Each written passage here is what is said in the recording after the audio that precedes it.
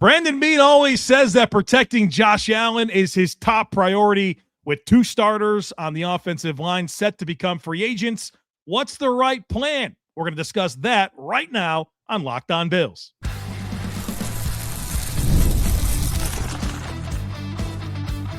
You are Locked On Bills, your daily Buffalo Bills podcast. Part of the Locked On Podcast Network, your team every day.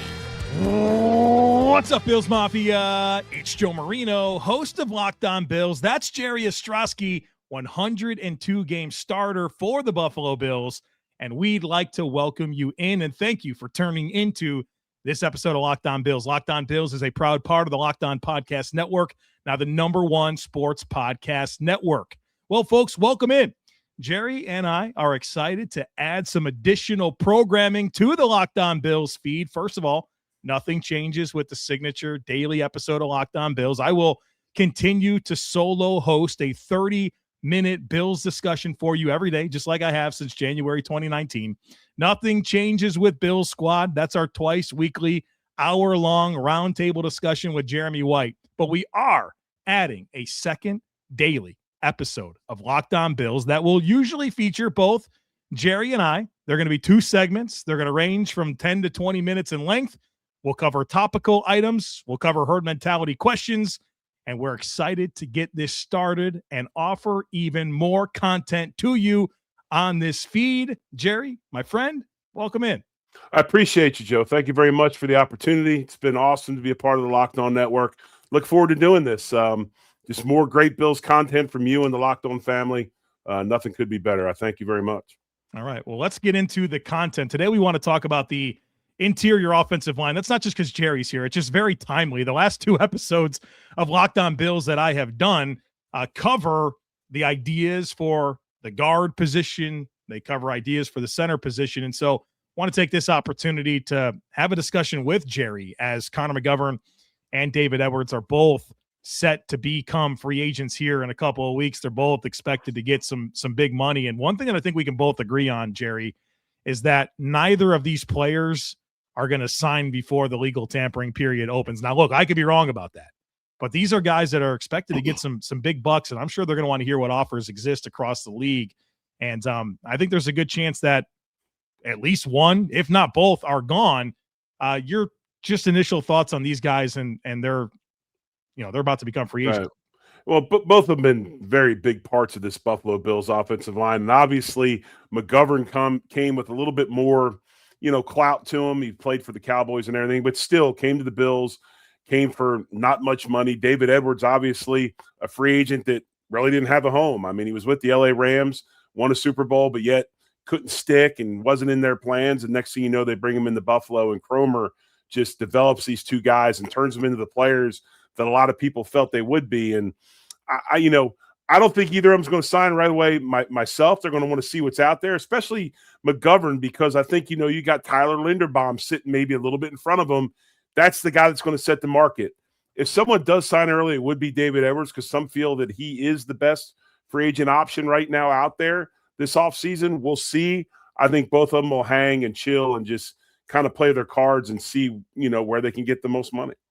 If the Bills were to only bring one back, right, I would prefer that to be Connor McGovern. And the reason is because I think he's the better player, and I think he plays the more meaningful position at center, where, I mean, this, centers are very involved with the entire communication of the offense, not only to the offensive line, but with the quarterback. I remember listening to Matt Ryan talk about when he got Alex Mack with the Atlanta Falcons, and he said, when we got Alex Mack, everything changed, right? He becomes like an NFL MVP, Matt Ryan. And he said, with Alex Mack and his understanding of defenses and pressure schemes, he's like, my eyes and where I could focus was more on the back seven, and I knew that Alex Mack was going to make sure that everything was handled up front. So I think McGovern's a better player at the more important position, and if the Bills kind of had to figure it out, I would hope they would do that at guard over center. You're nodding. It sounds like you might agree.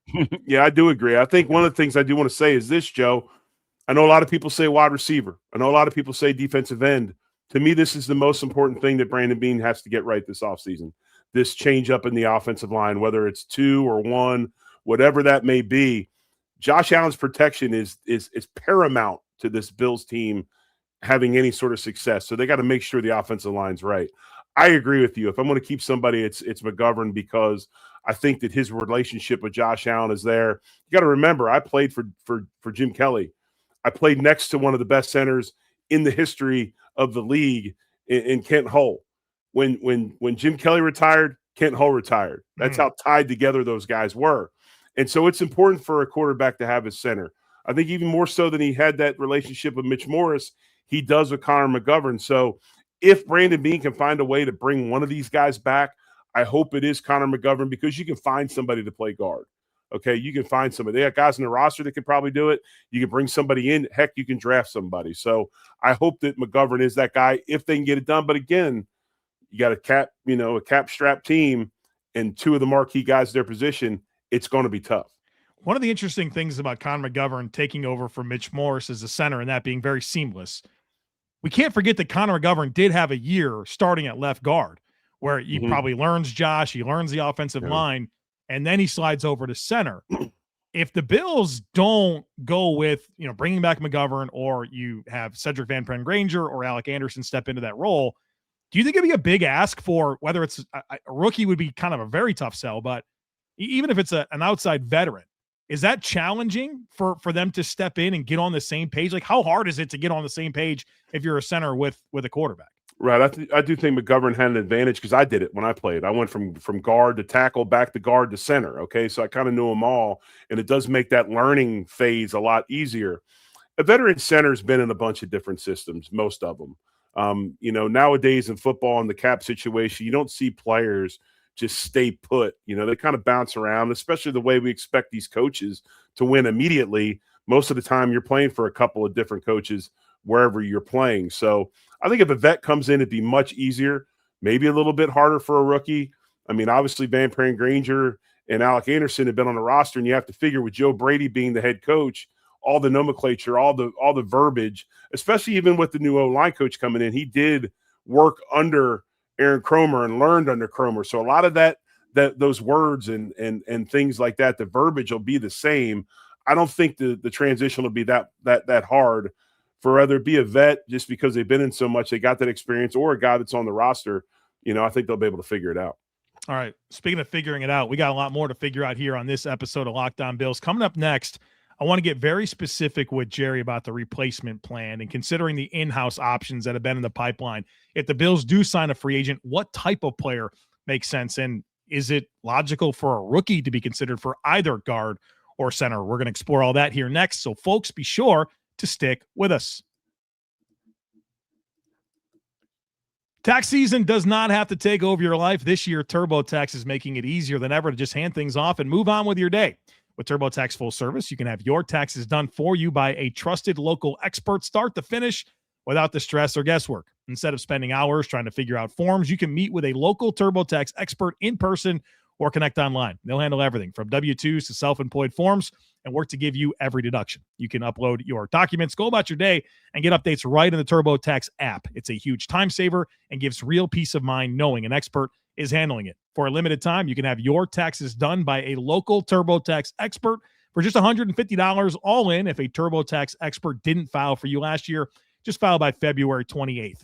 Take taxes off your plate and get back to your life. Visit turbotax.com/local to book your appointment today. Ever wanted to experience the NBA Finals live and in person? Well, FanDuel is giving you the chance to turn that dream into reality with their NBA sweepstakes. Here's how it works. Use your profit boost on any NBA future, and you'll automatically be entered for a shot to win an NBA Finals trip for two. That's right, flights, tickets, the whole experience. If you're already looking at the board and thinking about which team can make a deep run, this is the perfect time to lock it in. I love futures this time of year, whether it's picking a team to win the championship or grab a conference title. It adds that extra layer of excitement to every game down the stretch. And now not only can your pick cash, but it can send you to the finals. Visit FanDuel.com to get started. Use your profit boost on an NBA future and get entered for your chance to win a trip to the NBA Finals. Play your game with FanDuel, the official sports betting partner of the NBA.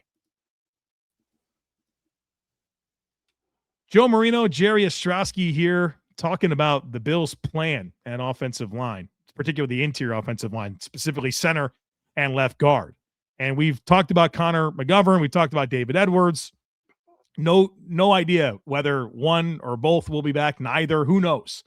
But I think we can probably agree that there's a good chance one of them's gone. So the Bills will have to find out or figure out a plan to replace at least one of them. And so, Jerry, let's get into some of these in-house options. When you look at Sedrick Van Pran-Granger, Alec Anderson, maybe Tylan Grable, what stands out to you about that group? And do you have any confidence in any of them, being tasked with maybe being a starter this coming season? I think Van Pran-Granger is a guy that I would really like to see a lot of in the preseason. We talked about him before, and he just, didn't have that preseason last year, had the calf injury. So we didn't see him. We don't know what really he can and can't do. He did play a little bit this past year, end of the season. Thought he did a good job. There's a few things he needs to work on. But other than that, he looked the part. And you look at his pedigree, played in the SEC against a bunch of really good players, was a multi-year captain. So obviously he's definitely a guy that should fight for that job if McGovern doesn't come back. I look at Alec Anderson. I think he's a guard. That's what he does. I think he's a phone booth guard. He's going to line up. He's going to punch you in the mouth. He's going to get after you. He's going to fight and scrap. Whatever limitations he has, he's going to make up for an effort. So I think that's where he fits there. I think he's a good old-fashioned phone booth guard. Grable's the guy that really kind of intrigues me. I think you bring all that athleticism with him because he's a long guy. He can run. He would be a guy that really fits well in what the Bills have done with that outside zone and everything else. But does he have the durability to play inside because he's had some concussion issues, and things like that. So I think everybody, as far as, a clean path, I don't know if there's a straight clean path. I would have to think, and this is why I look at it. If you could somehow convince McGovern to come back, I'd almost go ahead and draft a guard to maybe fight for that spot with Alec Anderson for that left guard spot. If you don't bring McGovern back and you're going to go in-house like an SVG, or you look at those guys, I'd probably get a veteran to come in at left guard because now you got a vet next to Dion and then a vet next to the young center that helps out as well. So I think depending upon what happens with McGovern, that's how you play this thing. And, you might have two free agents, a free agent center and a free agent guard. He could do that as well. But me personally, I think if you bring McGovern back, I'd like to pick one because you might have Osiris Torrance that leaves the next year. Yeah. Because, he could be gone. So you got to start building that depth up with that draft picks, with the draft picks. Well, I guess it can be argued that that's kind of what they did with Grable and Sedrick Van Pran-Granger, right, as guys that they've at least flashed. If you watch them in preseason and when they've had chances to be on the field, like that has existed. And Alec Anderson and Ryan Vandemark has kind of had their glow up as first off the bench type players, but none of those guys can be assumed starters, right? Like there would have to be some significant might not be the right word, but meaningful competition, whether that is a draft pick or a modest veteran addition, to make sure that those spots are earned. With Vandermark possibly moving on, do you want your primary backup tackle starting at guard? And then if a tackle goes down, then you've got to take your starting left guard and move him as well. You're now affecting multiple spots instead of just one. There's some of that goes along with it too. That's what complicates Grable to me. Right. And I really like Grable. I do think that he's got to get stronger to play on the inside, but to your point, he's your guy. That's your swing at tackle. And even as a rookie, he beat out Vandemark twice for that job initially. Then he got hurt. He had was a core muscle injury, missed some time, came back off injury reserve, and then eventually he dressed over Vandemark for game day. And so I think he's got a good shot to be that player for the Bills. And that does complicate him at left guard, which I think Alec Anderson probably had the upper hand. But even if it is Alec Anderson, whether that's a meaningful draft pick, a modest veteran, that's a spot that needs to be earned. When you think about free agency, maybe the Bills could add an outside player, and I've highlighted a lot of them recently on Locked On Bills. Maybe not specifically a name, but if the Bills are going to give money to a guard or a center, they should probably just give money to the ones that they've had. Yes. Can you talk yourself into a big ticket non-McGovern Edwards, or is this a position like if you're bringing in outside players, you're looking for either a guy that has flashed that needs to compete with some of the pipeline guys, or one of those Kevin Zeitler type Joel Bitonio, you're 36 years old, you're just going to play for one season and handle this job. Like, what makes the most sense to you? Unless you can convince like a Tyler Lindenbaum to take less money than Connor McGovern would take. Yeah, I ain't gonna happen. Okay. Why? You've got two of the best in free agency on your roster already to know everything. Why go out and get another one? Right. Right. So right. if you can keep one of them, in house, you keep them in house. But no, I think that, a guy like a Zeitler or somebody would be advantageous. You got to look at, it's got to be a guy that would be obviously he's going to be a stopgap, but has that experience and understands, multiple systems and things like that. So that's where I think it's important. And probably, honestly, they're going to be here for what, 1 year, maybe 2.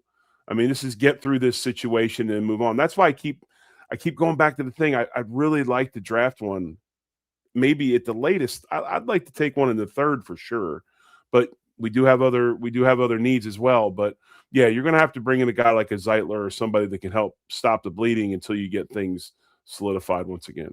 Let's entertain the idea of a rookie. And the Bills have had rookie starters, Spencer Brown, Right. Osiris Torrance, Deion Dawkins was a rookie starter. Right. It's definitely a possibility. I struggle believing a rookie center is a good idea, but at left guard, are you open to it? I know you've watched some of these prospects. What do you think about kind of the talent pool available in the draft, and then just generally a rookie starting, between, next to Deion Dawkins, then whoever the heck the center is going to be? I don't think there's a ton of first-round offensive linemen. I think there is a bunch of second, third, fourth-round guys, fifth-round guys. I think it's a great year to start bringing in guys that you want to develop, that maybe you don't need to play them right away. And in Buffalo's case, maybe you do play them right away. But there's going to be a bunch of really good, strong, development type offensive linemen out there, and a bunch of guys that can play multiple spots. They are kind of like swing players. I mean, there's some different dudes out there that can do some different things, and I'm excited about it. I think that, there's a lot of guys that will be available for Buffalo in that definite 3rd round area, maybe 4th, that could help immediately.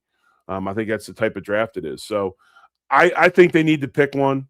I think they can get by at center. If I think Van Pran-Granger ultimately will probably be fine if they don't bring McGovern back. I do believe that. Yeah, if he can stay healthy, I think he will be fine.